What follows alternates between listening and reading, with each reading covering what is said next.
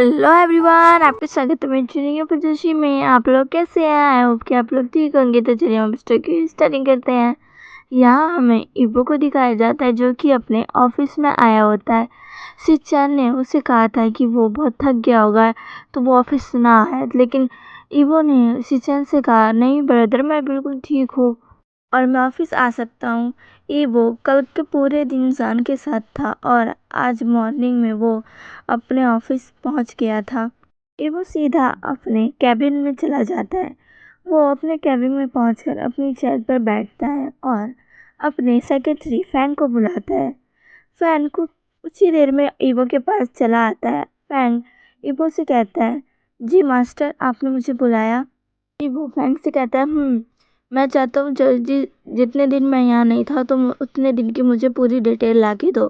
Fang okay sir कहकर वहाँ से चला जाता है और फिर ईवो अपना कुछ काम करने लग जाता है। करीब 1 घंटे बाद ईवो के डोर पर नॉक होता है। बाहर खड़ा इंसान ईवो से पूछता है, सर क्या मैं अंदर आ सकता हूँ? वो कोई और नहीं, फैंग था। ईवो उसको अंदर आने के लिए बोल देता है। फैंग अंदर आकर ईवो से कहता है, शिनचैन सर आपको बुला रहे हैं। ईवो कहता है, क्या ब्रदर मुझे बुला रहे हैं? अच्छा ठीक है, तुम जाओ, मैं आता हूँ। फैंग वहाँ से ईवो को वो कर चला जाता है। ईवो अब अपने चेयर से उठता है, अपने कैबिन से बाहर निकल के शिनचैन के कैबिन की तरफ बढ़ने लगता है। जब वो शिनचैन के कैबिन की तरफ जा रहा था तभी वो कुछ कलीग्स को फुसफुसाते हुए सुनता है कि वो कह रहे थे, क्या तुम्हें पता है शिनचैन सर का वो सेक्रेटरी उनसे चिपका ही रहता है। शिनचैन सर भी उसे कुछ नहीं कहते हैं। मुझे तो लगता है उसने शिनचैन सर को अपनी जाल में फंसा लिया है। शिनचैन सर जब देखो तब उसे देखकर एक स्माइल करते रहते हैं। मुझे तो उससे बहुत जलन होती है। दूसरी कहती है, हाँ मुझे भी। ये सारी बातें सुनकर जा रहा था। उसे यकीन नहीं हो रहा था कि मारिया ऐसा कर सकती है। उसे मारिया बहुत ही अच्छी लगती थी, वो बहुत ही अच्छी लड़की थी। वो कहता है, नहीं मारिया तो ऐसी नहीं है। और ब्रदर को क्या हो गया है? वो अब शिनचैन के ऑफिस पहुंच जाता है। वो शिनचैन से कहता है, ब्रदर क्या मैं अंदर आ जाऊँ? शिनचैन ईवो को अंदर आने के लिए हाँ कह देता है। ईवो अंदर आकर चेयर पर बैठ जाता है। ईवो कहता है, ब्रदर क्या आपको मुझसे कुछ काम था? शिनचैन कहता है, हाँ ईवो, मुझे तुमसे हमारे वर्क के बारे में कुछ बात करनी थी। ईवो, तुम्हें जिस काम के लिए भेजा गया था पता है उन्होंने क्या कहा? ईवो कहता है, क्या कहा? उन्होंने कहा कि वो जल्दी हमसे आकर मिलेंगे। ईवो, तुमने बहुत ही अच्छा काम किया। ईवो ये सुनकर शॉक हो जाता है। ईवो ने तो अभी तक रोशन सरन से बात तक नहीं की थी, उन्हें देखा तक नहीं था। ईवो सोचता है शायद ये सब लैनी ने किया होगा। तभी रूम में नॉक होता है और कोई इंसान बाहर से कहता है, सर क्या मैं अंदर आ सकता हूँ? शिनचैन एक स्माइल करता है और उसे कहता है, हाँ तुम आ सकते हो। वो शिनचैन की तरफ देखता है जिसके चेहरे पर एक स्माइल थी और वो बहुत खुश लग रहा था। वो ये सब देखकर थोड़ा कंफ्यूज हो गया था कि भाई को क्या हुआ। तभी उस रूम में एक इंसान आता है और जो कि शिनचैन से कहता है, सर मुझे आपको ये फाइल्स देनी थी, मैंने ये रेडी कर दिया है। शिनचैन कहता है, ठीक है तुम इसे यहाँ रख दो। शिनचैन कहता है, तुमने बहुत अच्छा काम किया मैंगियाओ। वो ये नाम सुनकर थोड़ा शॉक हो जाता है, कहता है, क्या मैंगियाओ? तभी वो कहता है, ओह तुम ईवो से तो नहीं मिले होंगे। तभी शिनचैन ईवो की तरफ देखकर कहता है, ईवो इससे मिलो, ये मेरा न्यू सेक्रेटरी है, इसका नाम है मैंगियाओ। और मैंगियाओ ये तुम्हारे छोटे मास्टर है ईवो। ईवो अपना सर उठाकर मैंगियाओ की तरफ देखता है। मैंगिया भी ईवो की तरफ देखता है। उसके चेहरे पर एक स्माइल थी पर ईवो तो पूरा शॉक हो चुका था। उसे कुछ समझ नहीं आ रहा था कि मैंगिया यहाँ क्या कर रहा है, और वो भी शिनचैन के सेक्रेटरी के रूप में। मैंगिया उन दोनों को ईवो कर वहाँ से चला जाता है। तभी ईवो शिनचैन से पूछता है, भाई आपने न्यू सेक्रेटरी कब रख लिया और मिस मारिया कहाँ है? वो ये जानने के लिए बहुत क्यूरियस था कि आखिर मिस मारिया कहाँ गई, उन्हें क्या हुआ और ये मैंगिया शिनचैन का सेक्रेटरी कैसे बन गया। शिनचैन कहता है, ईवो शांत हो जा, मैं तुम्हें बताता हूँ। शिनचैन ईवो को सारी बातें बता देता है कि कैसे मारिया खुद ही ये ऑफिस छोड़कर चली गई।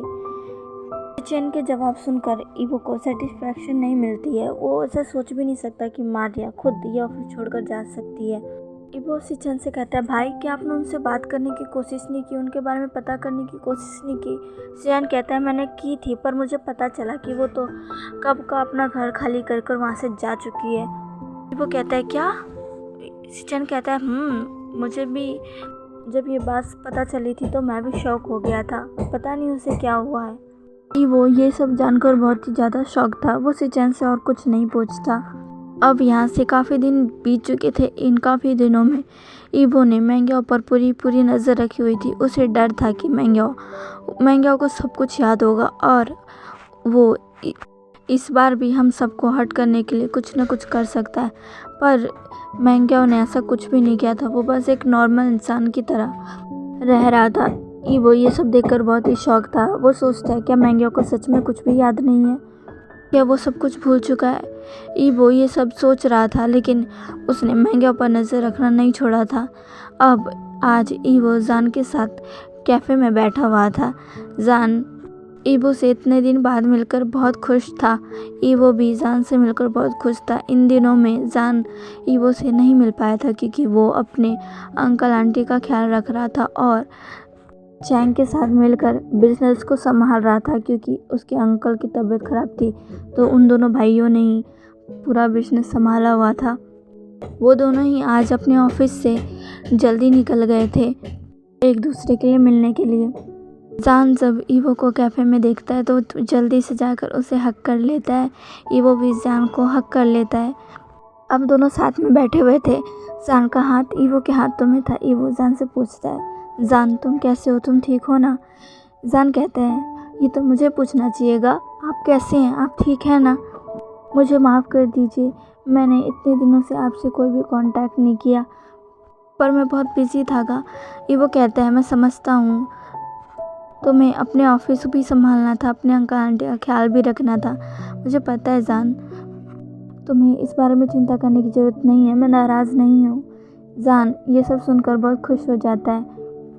वो जान को मैंग्याओ के बारे में बताना चाहता था, पर वो सोचता है कि अभी उसे इस बारे में जान से बात नहीं करनी चाहिए क्योंकि वो दोनों बहुत दिनों बाद मिले हैं और अभी जान बहुत खुश है और अभी उसे जान के साथ एंजॉय करना चाहिए, ना कि मैंग्याओ के बारे में सोचकर पूरे माहौल को ख़राब कर देना चाहिए।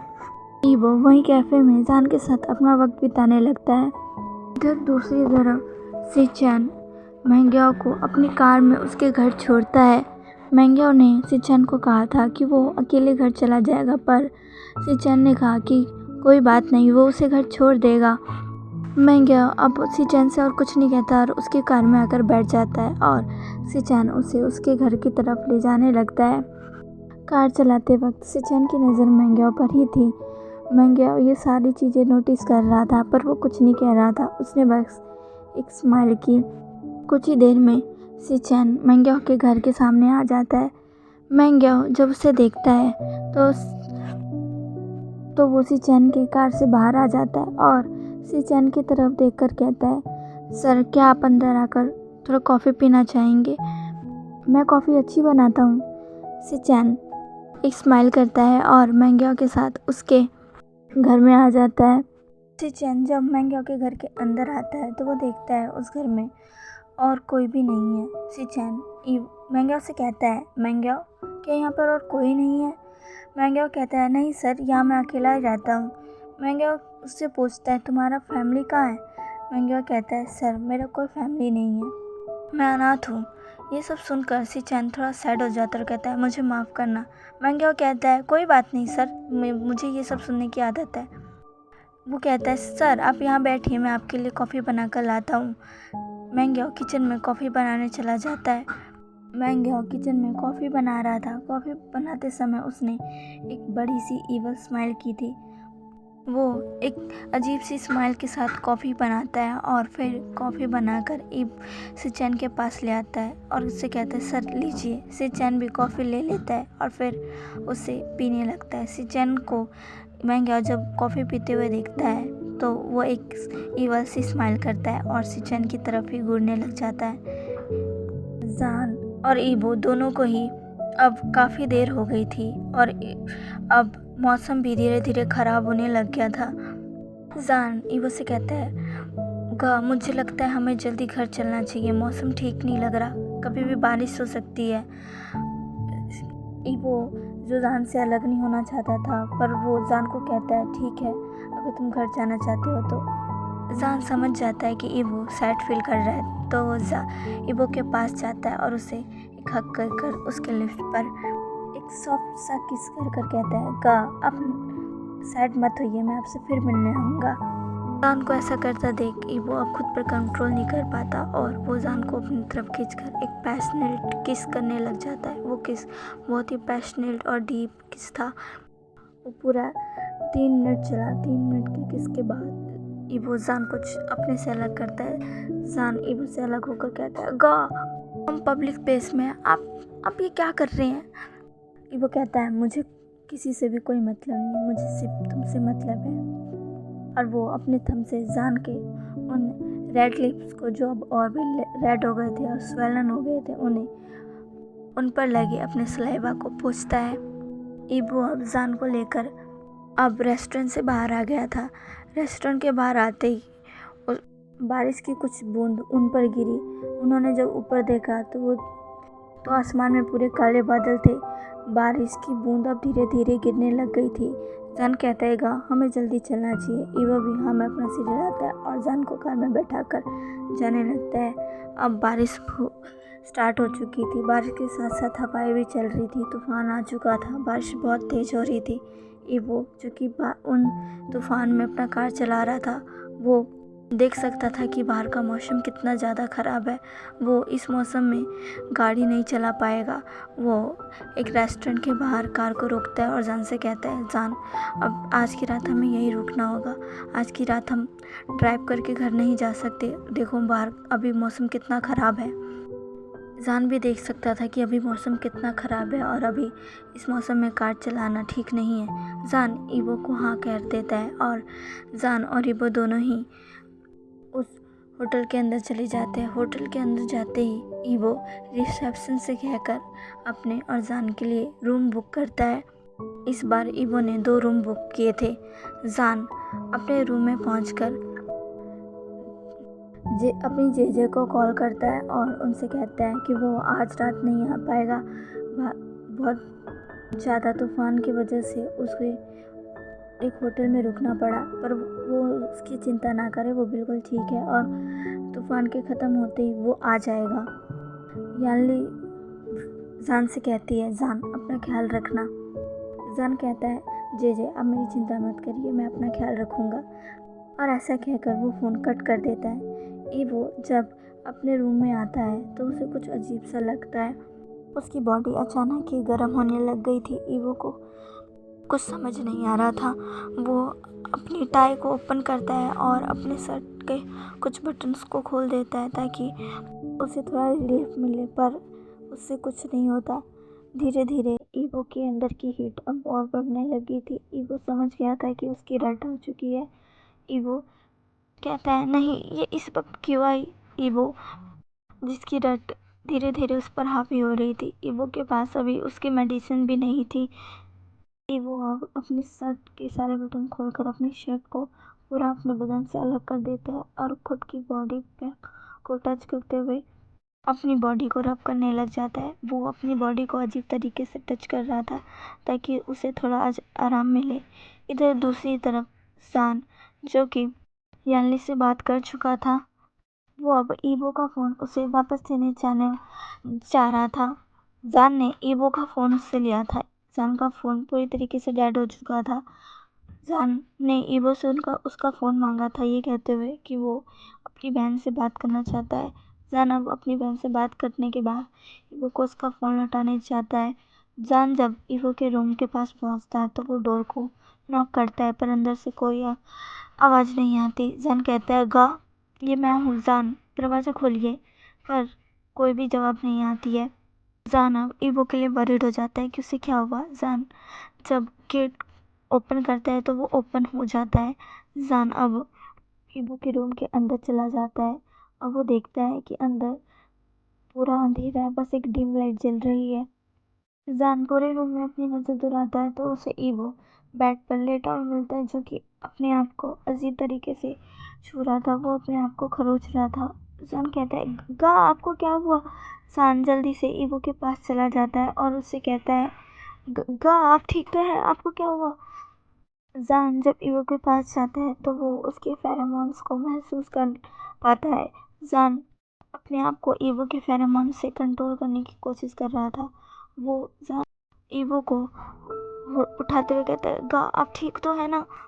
पर ईवो जब जान को देखता है तो वो जान को अपनी तरफ खींचने लग जाता है, पर जान अपने आप को कंट्रोल करता है। जान जान को अब पता चल चुका था कि ईवो अपनी रट में आ चुका है। जान ईवो से अलग होने की कोशिश करता है, पर ईवो अचानक से ही उसे बैट में खींच लेता है और अब जान ईवो के नीचे था और ईवो जान के ऊपर था।